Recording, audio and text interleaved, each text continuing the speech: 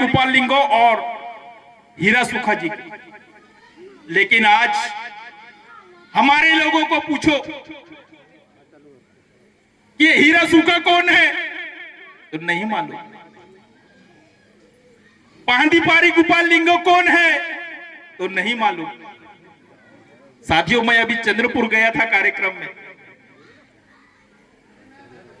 एक कार्यक्रम में मैंने एक व्यक्ति से पूछा कि आप हीरा सुखा के बारे में तो बता रहे हो और आप लिंगो के भी बारे में बता रहे हो, तो मुझे ये बताइए कि हीरा सुखा और पांडीपारी कुपाल लिंगो गौड़ थे कि प्रधान थे? वो भी चुप। थोड़ी देर के बाद ये कहता है कि इस सृष्टि का निर्माण करने वाला और आदिवासी संस्कृति सभ्यता का निर्माण करने वाला पांडीपारी कुपाल लिंगो, जिन्होंने आदिवासियों के, चाहे वो भील हो, भिलाला हो, बारेला हो, कोरकू हो, संताल हो, माना हो, गोंड हो, प्रधान हो, नगारची हो, सभी के सरनेमों में एक एक पेड़ को महत्व दिया है। और उस पेड़ में हमारे टोटम व्यवस्था भी लाई है। प्रत्येक जानवर को हर सरनेमों में, जैसे मरकाम का टोटम, टेकाम का टोटम कछुआ है, ये आप लोगों को, हर पक्षी को, हर जानवर को और हर पेड़ पौधे को बचाने के लिए, संरक्षित करने के लिए पांडीपारी कुपाल लिंगो ने सभी के सरनेमों में एक एक पेड़, एक एक जीव की जो कल्पना करी, उस लिंगो को आज कटघरे में खड़े कर दिए हैं कि गोंडे की प्रधान है। तो उनका मेरे को रिटर्न जवाब आया कि पांडीपारी कुपाल लिंगो और हीरा सुखा दोनों प्रधान थे और दोनों आपस में भाई थे। तो मेरा उनसे एक सवाल किया, अभी तक जवाब नहीं आया है कि यदि पांडीपारी कुपाल लिंगो और हीरा सुखा जब आपस में दोनों भाई थे तो एक गोंड और प्रधान की संकल्पना कहां से आ गई? क्योंकि हमारे जो गोंड भाई है वो पांडीपारी कुपाल लिंगो को ज्यादा मानते हैं, हीरा सुखा को प्रधान लोग मानते हैं। जब गोंड और प्रधान की संकल्पना बीच में आई कैसे, वो मेरा सवाल है, अभी तक उनका जवाब नहीं आया। तो साथियों, कि ये जो पांडीपारी कुपाल लिंगो है और उनके गुरु का नाम है हीरा सुखा, ये ना तो गोंड थे और ना ही प्रधान थे। भाई, जिस व्यक्ति ने समाज का निर्माण किया वो गोंड और प्रधान होगा क्या? उसने समाज का निर्माण किया है, आप उसको जाति में बांट रहे हो। तो मैं आप लोगों से चाहूंगा कि आप उनको मानो और उनकी मानो, लेकिन उनको समाज में मत बांटो। कहने का मतलब ये है कि आप इनको जातियों में विभाजित मत करो। ये लिंगो तो गोंड का है, ये हीरा सुखा तो प्रधान का है। ऐसा करके समाज को जातियों में विभाजित मत करो। और जितने भी महापुरुष है और जितने भी हमारे पेन शक्ति है, उन पेन शक्तियों को आपको संजोने का काम आप लोगों के पास में है। क्योंकि आज धीरे धीरे धीरे करते आप लोग इस गांव से ही नहीं, अपने घर से अपनी संस्कृति और सभ्यता को खत्म करते हुए जा रहे हैं।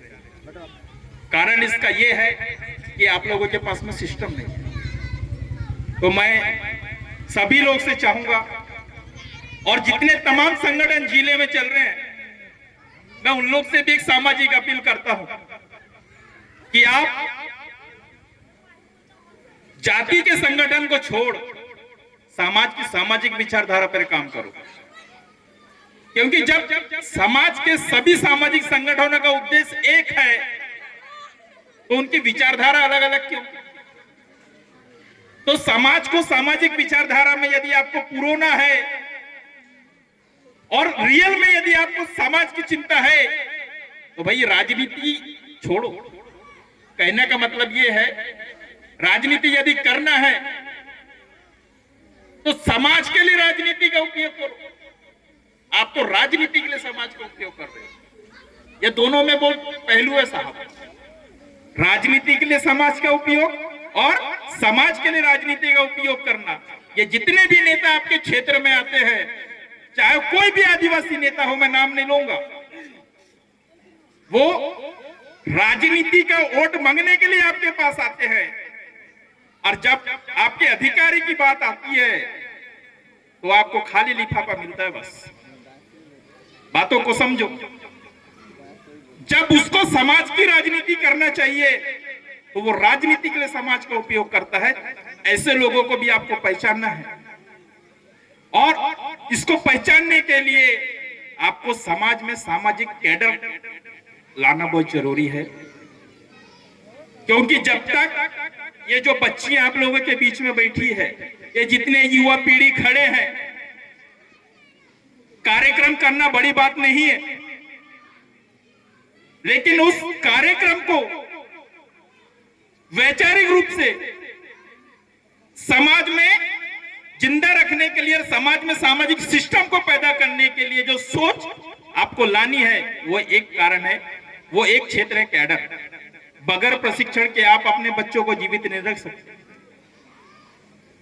मैंने आपको ये जिम्मेदारी दिया कि भैया आपको एक कार्यक्रम करना है, आप अच्छे से करेंगे 5 साल 10 साल, लेकिन आपको यदि जीवन पर्यंत यदि करना है तो आप लोगों के सोच को परिवर्तन करना पड़ेगा और आपके समाज में सामाजिक परिवर्तन करना पड़ेगा। इसका छोटा सा एग्जांपल यदि मैं देता हूं, यदि मैं आपको गाड़ी चलाना, मैं गाड़ी चला रहा हूं और आपको बाजू में बैठा ला हूं, उससे मेरे को इनकम हो रही है और आप बाजू में बैठ के देखते जा रहे हो। मैं आपको एक बार खिलाऊंगा, ठीक, एक बार आप खा लोगे। जिस दिन यदि मैं नहीं आया तो आप तो भूखे मर जाओगे ना। कहने का मतलब यह है कि चलाना कैसे है वो आप सीख जाओ, आप कभी भूखे नहीं मरोगे। तात्पर्य यह है कि जिस दिन आपने समाज को सामाजिक शिक्षा और समाज में सामाजिक दीक्षा यदि देनी प्रारंभ कर दिया, उस दिन खरपड़िया का विकास अलग होगा। उस दिन खरपड़िया